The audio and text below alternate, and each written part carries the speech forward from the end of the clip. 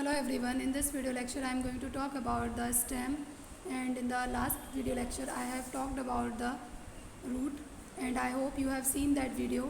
And now I am starting this video. The first one is, it is the ascending part of axis bearing branches, leaves, flowers and fruits. It develops from plumule of the embryo. तो ये क्या है, किसी भी plant में क्या होते हैं, तीन, आपको पता है कि जो प्लांट है वो 3 पार्ट्स में डिवाइड होता है. फर्स्ट वन इसमें क्या होगा, रूट्स होती हैं. सेकंड इसमें स्टेम होता है. एंड थर्ड इसमें क्या होंगी, इसमें लीव्स होती हैं. तो ये इसके पार्ट्स होते हैं. अब इसकी जो एक्सिस है, तो इसमें क्या होती है, जो एक्सिस है उसका असेंडिंग पार्ट, एक्सिस का असेंडिंग पार्ट क्या होगा, ये स्टेम होगा. किसी भी एक्सिस का जो असेंडिंग पार्ट है वो क्या है, ये स्टेम है. और इस स्टेम के ऊपर क्या क्या रहते हैं, लीव्स रहते हैं, फ्लावर्स रहते हैं और फ्रूट्स इसके ऊपर होते हैं. You well knows about it, आपको पता है इसके बारे में, कुछ भी नया इसमें इस पॉइंट में नहीं है. And the next is it develops from the plumule of the embryo. ये आपके लिए नया है. क्यों? क्योंकि आपने अभी तक इसका जिक्र शायद नहीं सुना होगा. तो देखो, एम्ब्रियो डेवलप कैसे होता है. एम्ब्रियो डेवलप ऐसे होता है कि आप जब किसी सीड को सॉइल में डिपॉजिट कर देते हैं तो उसके 1 मंथ बाद आपने देखा होगा कि उसमें क्या होती हैं, और 1 मंथ नहीं कह सकते कि आफ्टर 15 डेज़ उसके अंदर सेल डिवीज़न होगा. और सेल डिवीज़न होने के बाद उसमें एम्ब्रियो बन जाता है. और जो एम्ब्रियो है उसमें 2 पार्ट डेवलप होते हैं. एम्ब्रियो के अंदर मान लीजिए ये कोई एम्ब्रियो है और इसके अंदर 2 पार्ट डेवलप होंगे. First one is the plumule and second is the radicle. And radicle convert in the roots, और can say it radicle modify in the roots. ठीक है, R for radicle, R for root. तो आप ये समझ गए होंगे कि रेडिकल किस में कन्वर्ट हो जाएगा, रूट्स में, या मॉडिफाई किस में हो जाएगा, रूट्स में. और जो प्लूमूल है which is a upper part of the embryo, तो ये क्या है, एम्ब्रियो का अपर पार्ट है. और ये किस में कन्वर्ट हो जाएगा, प्लूमूल स्टेम में डेवलप हो जाता है. आगे इससे स्टेम बनता है. ठीक है, it develops from plumule of the embryo. ठीक है, एम्ब्रियो के प्लूमूल से क्या बनेगा, स्टेम इसमें बन जाता है. अब नेक्स्ट इसमें लाइन है, stem bears nodes and internodes. तो स्टेम में आपने जैसे शुगर केन देखा है, वो तो सभी ने देखा होगा कि उसमें क्या होती हैं, नोड्स एंड इंटरनोड्स होती हैं. तो इसमें बेसिकली बताना क्या चाहते हैं कि जितने भी स्टेम होते हैं उन सभी के अंदर नोड्स और इंटरनोड्स होती हैं. ठीक है, तो यही कैसे आप डिफ्रेंशिएट करेंगे, रूट कैसे अलग है एक स्टेम से. रूट ऐसे अलग है कि जो रूट है उसके अंदर कोई नोड्स और इंटरनोड्स नहीं होती हैं, जबकि स्टेम जो होता है उसके अंदर नोड्स एंड इंटरनोड्स होती हैं. तो मेरे ख्याल से पॉइंट आपको क्लियर हो गया होगा. अब नेक्स्ट पॉइंट है, the region of stem where leaves are born are called nodes. तो जहाँ से, अब वो स्टेम का वो रीज़न जहाँ से लीव्स अराइज होती हैं, स्टेम का वो रीज़न जहाँ से लीव्स निकलती हैं, उसे क्या बोलेंगे, नोड्स कहेंगे. जैसे ये एरिया है, यहाँ से लीफ निकली, तो यहाँ पर इसको हम क्या बोलेंगे, नोड कहेंगे. नेक्स्ट पॉइंट है इसमें, पोर्शन बिटवीन 2 नोड्स. अब 2 नोड्स के बीच का जो पोर्शन होता है, 2 नोड्स के बीच का जो पोर्शन होता है उसे क्या बोलेंगे, इंटरनोड हम उसको कहते हैं. जैसे शुगर केन, आप फिर से, क्योंकि इजीली आप उसको समझ सकते हैं, एक नोड ये है, दूसरी नोड ये है, और इन दोनों के नोड का जो बीच का गैप है, इसी को हम क्या कहेंगे, इंटरनोड हम इसको कहेंगे. अब नेक्स्ट पॉइंट है इसमें, the main function of stem is spreading branches bearing leaves flowers and fruits. तो ये भी आपको पता है कि मेन वर्क क्या होता है स्टेम का मेन वर्क होता है कि उसके ऊपर ब्रांचेस को रखना, उसके साथ साथ उस ब्रांचेस रखना, उसके साथ साथ उसमें लीव्स का होना, फ्रूट्स का होना और फ्लावर्स एंड फ्रूट्स का होना. ये इसका मेन फंक्शन है. ठीक है, इसके अलावा ये क्या करता है, it also conduct water and minerals from roots. आपको पता है कि रूट होती है, रूट के अंदर उसके अंदर वेस्कुलर बंडल्स होते हैं. वेस्कुलर बंडल्स में क्या होता है, वेस्कुलर बंडल्स के अंदर जाइलम एंड फ्लोएम होते हैं. और वो क्या करते हैं, जो जाइलम है, वेस्कुलर बंडल इनसे ही मिलकर बना होता है. तो रूट के अंदर क्या वर्क करेगा, जाइलम वर्क करेगा. और जाइलम क्या करेगा कि जो सॉइल है उससे मिनरल्स और वाटर्स को क्या करेगा, मिनरल और वाटर को एब्जॉर्व करेगा, उसको वहाँ से लेगा सॉइल से, और लेने के बाद क्या करेगा, स्टेम में उसको फॉरवर्ड कर देगा. ठीक है, और वहाँ से कहाँ पहुँचेगा, रूट से लीव्स तक ये पहुँचाने का काम करता है. और वहाँ पहुँचकर क्या होगा, लीव्स में जब पहुँचेगा तो वहाँ पर फोटोसिंथेसिस होगी. ठीक है, तो हम ये कह सकते हैं, it also conduct water and minerals from roots to leaves and product of photosynthesis. I hope you understand. And next point is, some stem perform special functions like storage of food, support, protection and vegetative propagation. और इसके साथ साथ कुछ और stem होते हैं, कुछ ऐसे स्टेम भी हो, मतलब ऑलमोस्ट स्टेम कैसे होते हैं कि उनके अंदर कुछ स्पेशल फंक्शंस भी इसके अलावा होते हैं, जैसे कि फूड को स्टोर करना। जैसे हमने किस में पढ़ा था, ये रूट में पढ़ा था, तो रूट में भी हमने बताया था कि वो भी क्या करती है, sometimes they can also store the food, तो वो भी क्या कर सकती हैं, फूड को स्टोर कर सकती हैं। एंड स्टेम एज वेल, वो भी कर सकता है। एंड सपोर्ट, आपको ये भी पता है कि सपोर्ट देने का काम करता है, जो स्टेम है वो सीधा खड़ा रहकर सपोर्ट देने का काम करता है। प्रोटेक्शन भी देता है, और क्या करता है, वेजिटेटिव प्रोपेगेशन में हेल्प करता है, जैसे कि पटैटो है, जिंजर है, और इसके अलावा हम देख सकते रोज़ है। रोज़ जो प्लांट होता है उसकी हम जो कहते हैं ना, कलम काट के उसको तोड़ के उसमें लगा देना, नीचे से कट करके उसको हम सॉइल में डिपॉजिट कर देते हैं, तो उसी को हम वेजिटेटिव प्रोपेगेशन कहते हैं।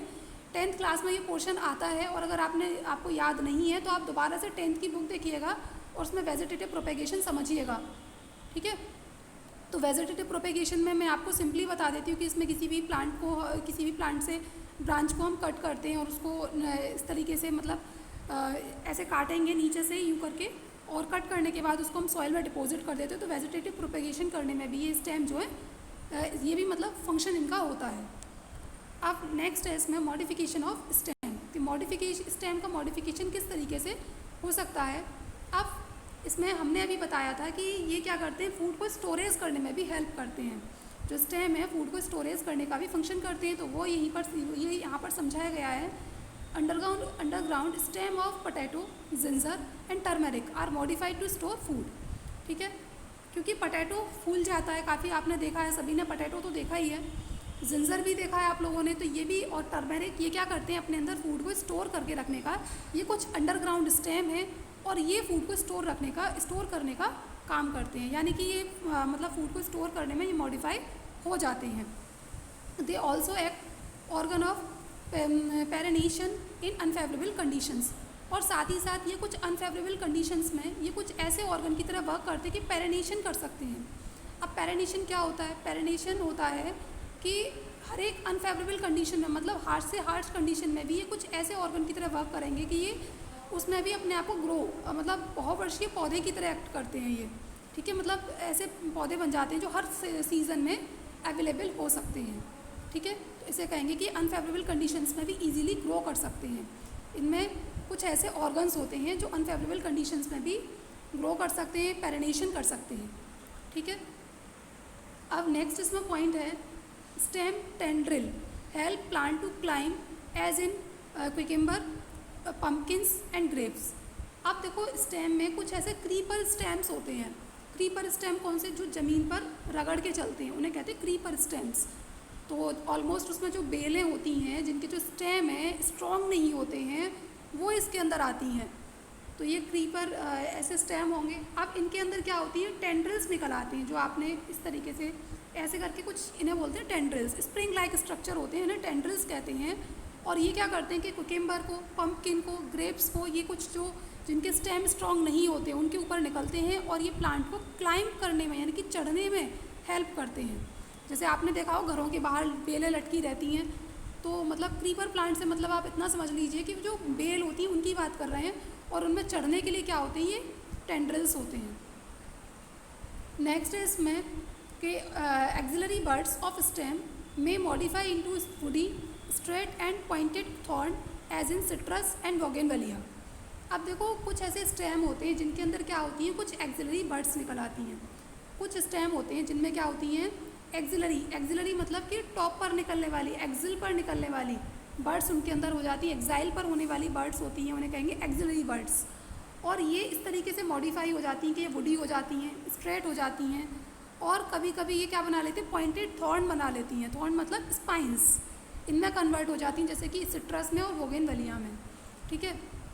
इनमें क्या हो जाती हैं कि इनकी जो एक्सिलरी बर्ड्स होती हैं, एक्सिलरी मतलब स्टेम के एक्साइल पोर्शन पर जो आ रही हैं, उनको हम कहेंगे एक्सिलरी बर्ड्स, ठीक है। एक्साइल पोर्शन पर, टर्मिनल नहीं, टर्मिनल तो टॉप की बात होती है। जैसे ये एक्साइल हम क्या कहते हैं कि जब यहाँ से लेटरल साइड से कोई ब्रांच निकल रही है और यहाँ पर कोई आके कोई जो है कोई एक्सिलरी बर्ड है, और वो जो एक्सिलरी बड है वो किस में मॉडिफाई हो गई, वुडी हो गई वो, दूसरा स्ट्रेट हो गई यानी कि सीधी हो गई, और कभी कभी क्या होता है कि वो थॉर्न लाइक स्ट्रक्चर में भी या स्पाइन में भी कन्वर्ट हो जाती है, जैसे कि सिट्रस में और बोगनवेलिया में होता है। I hope you understand.